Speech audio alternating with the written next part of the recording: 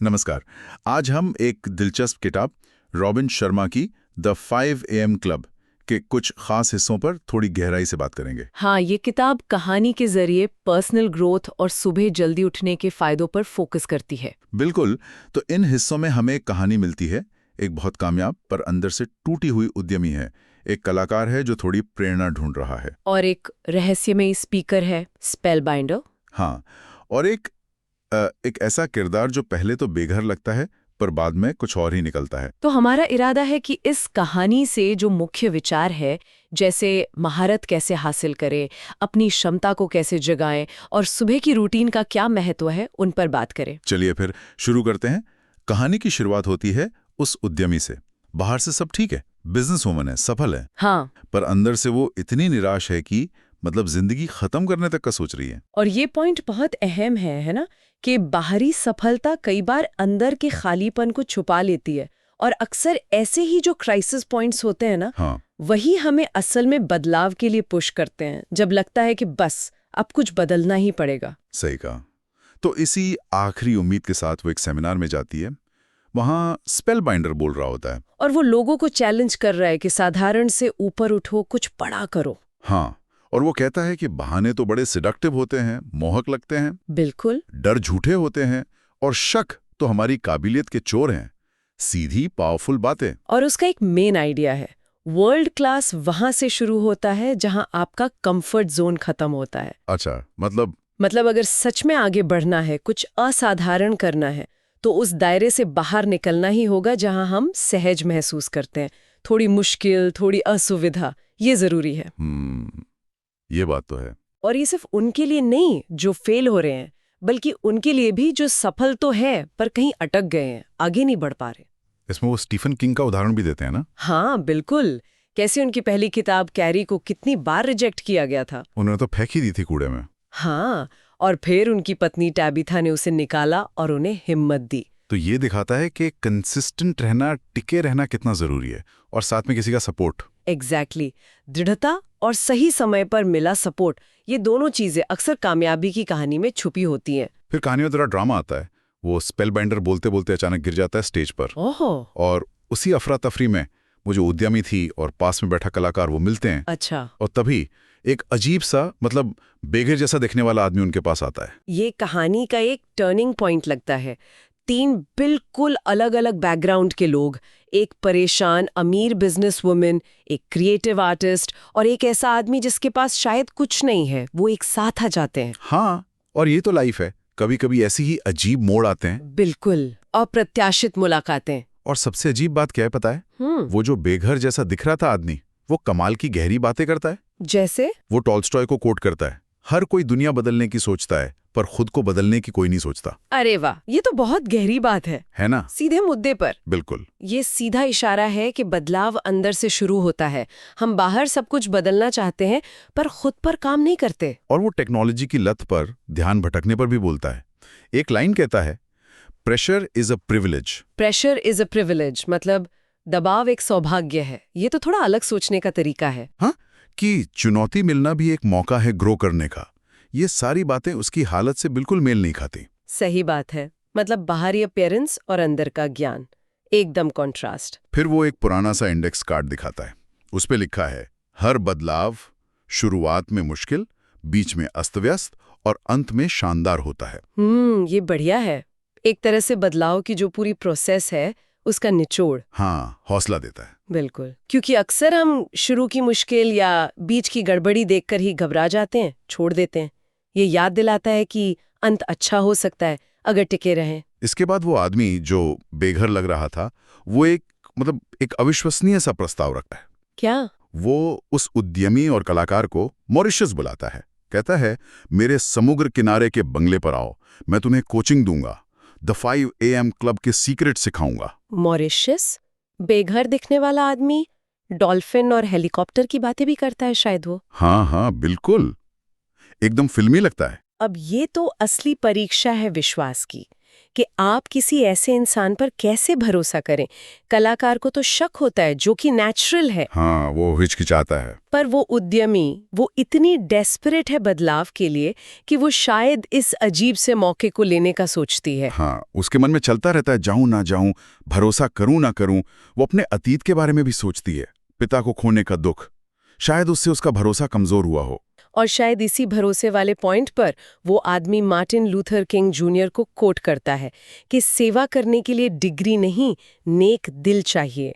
फिर से वही बात, बाहरी दिखावे से ज्यादा अंदरूनी गुण। बिल्कुल। और फिर कहानी का सबसे बड़ा ट्विस्ट, अगली सुबह उन्हें लेने के लिए एक शानदार रोल्स रॉयस आती है। क्या बात है। और ड्राइवर बताता है कि वो जो बेघर दिख रहे थे मिस्टर रायली, वो असल में दुनिया के सबसे अमीर लोगों में से हैं। ओ, तो ये था राज।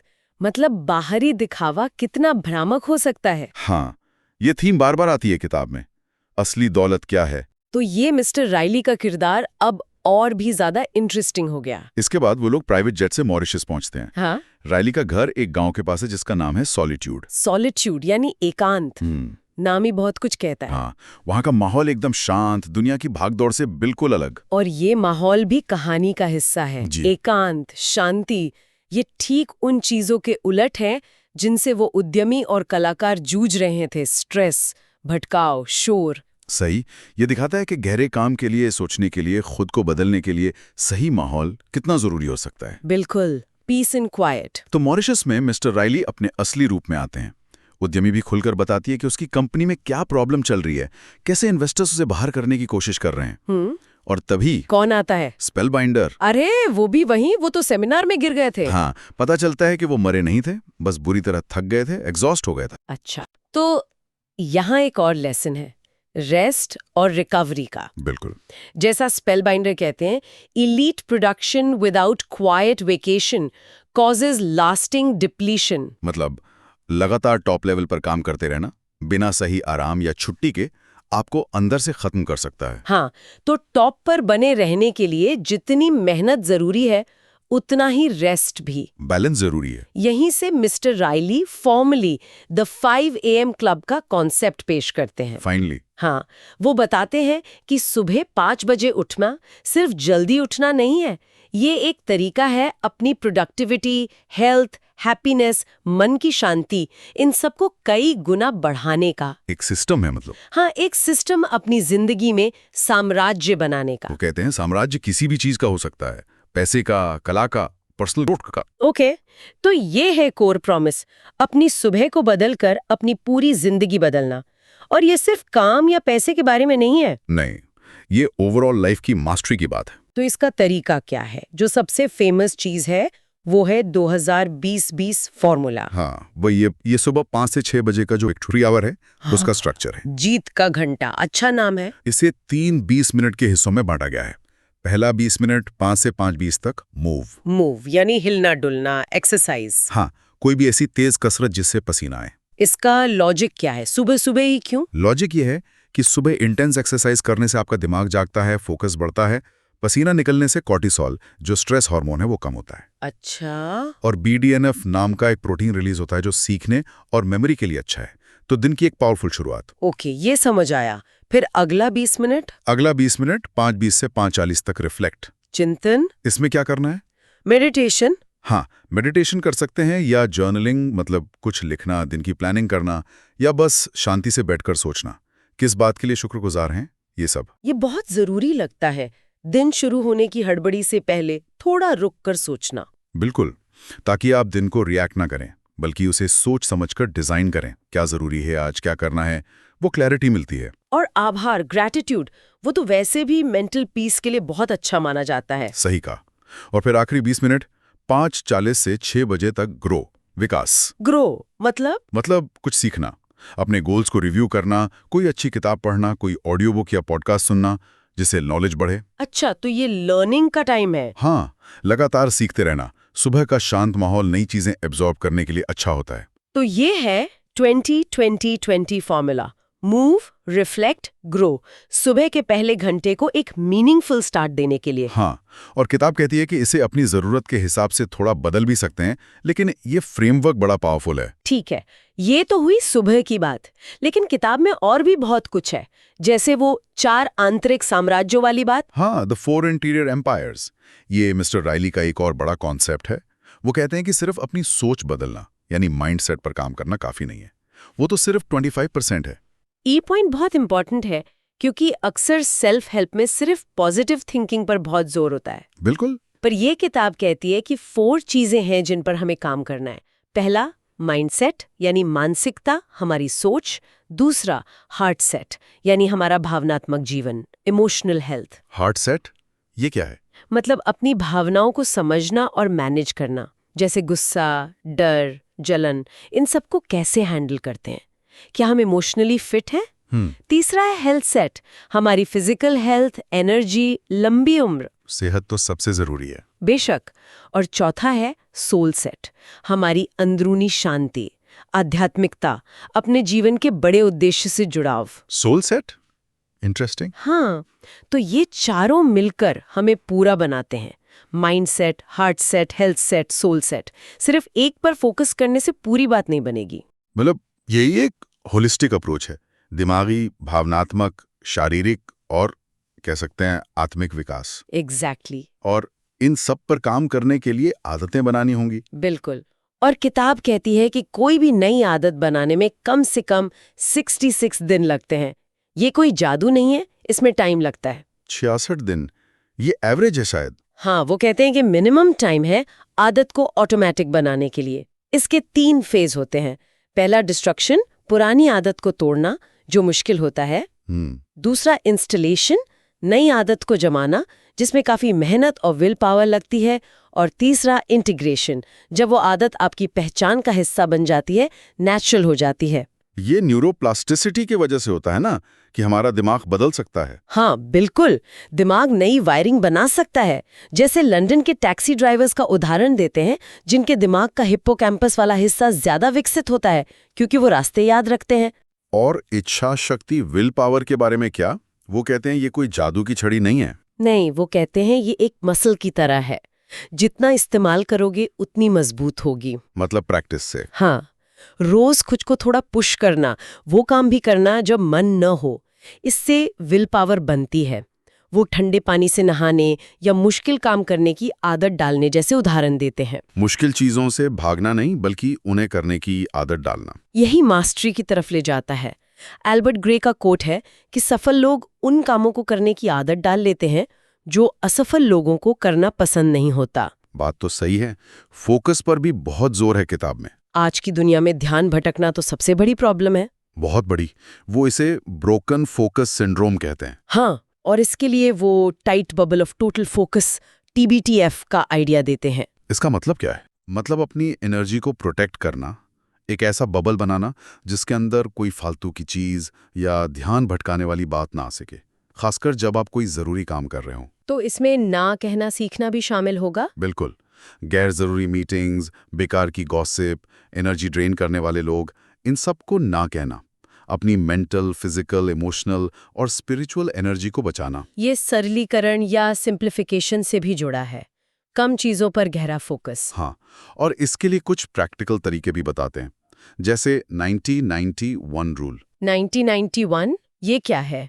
अगले 90 दिनों तक अपने काम के पहले 90 मिनट सिर्फ अपने सबसे जरूरी एक प्रोजेक्ट पर लगाना, बिना किसी भटकाव के। ओह, ये तो काफी इंटेंस फोकस है। हाँ, और एक है 60-10 मेथड। 60 मिनट काम, 10 मिनट रेस्ट। एग्जैक्टली।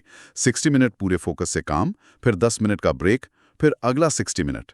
ऐसे साइकिल्स में काम करना। ये पोमोडोरो टेक्निक जैसा है थोड़ा। हाँ, कुछ वैसा ही। ब्रेक में पूरी तरह डिस्कनेक्ट करना। और फिर है 2 second wind workout. Second wind workout मतलब दिन के आखिर में एक और एक्सरसाइज सेशन। हाँ, शाम को या दिन खत्म होने पर एक छोटी सी वॉक या वर्कआउट, ताकि एनर्जी वापस आए और शाम भी प्रोडक्टिव रहे। अच्छा, और आराम की बात करें तो नींद पर भी काफी फोकस है। बहुत ज्यादा। वो कहते हैं कि दुनिया में ग्लोबल स्लीप रिसेशन चल रहा है। लोग ढंग से सो नहीं रहे। ये तो सच है, स्क्रीन टाइमिंग की वजह से। हाँ, ब्लू लाइट मेलेटोनिन हार्मोन को कम करती है जो नींद के लिए जरूरी है। और किताब बताती है कि नींद सिर्फ रेस्ट नहीं है, बल्कि दिमाग की सफाई का टाइम है। हाँ, ग्लिम्फेटिक सिस्टम, जब हम सोते हैं तो दिमाग की कोशिकाएं सिकुड़ती हैं और सेरेब्रोस्पाइनल फ्लूइड दिमाग से टॉक्सिन्स को बाहर निकालता है। तो अच्छी नींद लेना परफॉर्मेंस और हेल्थ के लिए बहुत क्रिटिकल है। बिल्कुल। इसके लिए वो प्री स्लीप रिचुअल की बात करते हैं। सोने से 1 घंटा पहले क्या करें? जैसे स्क्रीन बंद, परिवार से बात, हल्का खाना, आभार व्यक्त करना, कुछ पढ़ना या मेडिटेशन करना, मतलब दिमाग को शांत करना।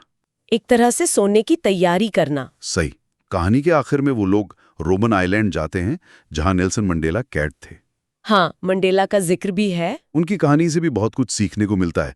मुश्किल हालात में टिके रहना, माफ करना, लीडरशिप। और उनका अनुशासन, वो भी सुबह जल्दी उठते थे, शायद 5 बजे ही। हाँ, और वो हमेशा सीखते रहते थे। उनका एक सवाल था, क्या तुम सीख रहे हो? डेस्मंड टूटू का एक कोट भी है शायद, कि दुख या तो हमें कड़वा बना देता है या बेहतर, चुनाव हमारा है। बिल्कुल, मंडेला ने बेहतरी को चुना। ये दिखाता है कि माइंडसेट की पावर कितनी ज्यादा है, खासकर मुश्किल हालात में। और स्पेलबाइंडर का जो आखिरी संदेश है वो है कि हम सब अपनी अपनी बनाई हुई जेलों में कैद हैं, उनसे आजाद होना है। अपनी लिमिटिंग बिलीव्स, अपने डर। हाँ, और वो कहते हैं कि अगर हमने अपनी प्रतिभा को इस्तेमाल नहीं किया तो वो एक अभिशाप बन जाती है। मतलब अपने पोटेंशियल को वेस्ट मत करो। और आखिर में विरासत की बात, कि सिर्फ अपने लिए नहीं बल्कि किसी बड़े मकसद के लिए जियो, कुछ ऐसा छोड़कर जाओ जो मायने रखता हो। तो ये पूरी 5 AM क्लब की फिलॉसफी को एक बड़े पर्सपेक्टिव से जोड़ता है। ये सिर्फ पर्सनल सक्सेस के बारे में नहीं है। नहीं, ये कंट्रीब्यूशन और एक पॉजिटिव इम्पैक्ट छोड़ने के बारे में भी है। सही। तो अगर हम पूरी बात को समेटें, इन हिस्सों का जो सार है, सुबह 5 बजे उठना और वो 2020 फॉर्मूला यानी मूव, रिफ्लेक्ट, ग्रो अपनाना, ये दिन को एक जबरदस्त शुरुआत देता है। लेकिन असली महारत के लिए वो चारों आंतरिक साम्राज्य, mindset, heart set, health set और सोल सेट, इन सब पर काम करना जरूरी है। ये होलिस्टिक अप्रोच। हाँ, आदतें बनाने में टाइम लगता है, करीब 66 दिन, और इच्छा शक्ति एक मसल है जिसे बनाना पड़ता है। और फोकस, आज की दुनिया में फोकस बनाए रखना, भटकाव से बचना और साथ ही भरपूर आराम और नींद लेना, ये भी उतना ही क्रिटिकल है। बिल्कुल। और अंत में ये सब सिर्फ अपनी तरक्की के लिए नहीं, बल्कि एक मीनिंगफुल लाइफ जीने और अपनी एक लेगेसी, एक विरासत बनाने के लिए है। एकदम सही कहा। अंदरूनी काम और बाहरी नतीजों के बीच का जो कनेक्शन है वो बहुत गहरा है। और कहानी खुद भी तो एक ट्रांसफॉर्मेशन की जर्नी है। शुरू में मुश्किल, बीच में उथल-पुथल, पर अंत शानदार। यहाँ एक सवाल सोचने पर मजबूर करता है। ये जो किताब के हिस्से हैं, ये बहुत ज्यादा अनुशासन और एक फिक्स्ड स्ट्रक्चर पर जोर देते हैं। सुबह 5 बजे उठो, ये फॉर्मूला अपनाओ वगैरह। हाँ, काफी प्रिस्क्रिप्टिव है। तो सुनने वालों के लिए ये सोचना इंटरेस्टिंग हो सकता है कि ये स्ट्रक्चर्ड अप्रोच के कौन से हिस्से उन्हें सबसे ज्यादा रेलेवेंट लगते हैं और कहां पर अपनी लाइफ और अपनी जरूरतों के हिसाब से थोड़ी फ्लेक्सिबिलिटी या अपनापन लाना भी उतना ही जरूरी हो सकता है। मतलब कहां अनुशासन और कहां जरूरत के हिसाब से बदलाव। ये अच्छा सवाल है, क्योंकि हर किसी की लाइफ अलग होती है। ब्लाइंडली फॉलो करने के बजाय प्रिंसिपल्स को समझकर उन्हें अपने हिसाब से ढालना शायद ज्यादा असरदार हो। बिल्कुल। तो ये थी हमारी आज की गहरी चर्चा द 5 AM क्लब के कुछ अंशों पर। उम्मीद है आपको इसमें कुछ सोचने लायक बातें मिली होंगी। हाँ, काफी इंटरेस्टिंग कॉन्सेप्ट्स हैं इसमें। इस चर्चा के लिए, इस सामग्री उपलब्ध कराने के लिए श्रोता का धन्यवाद।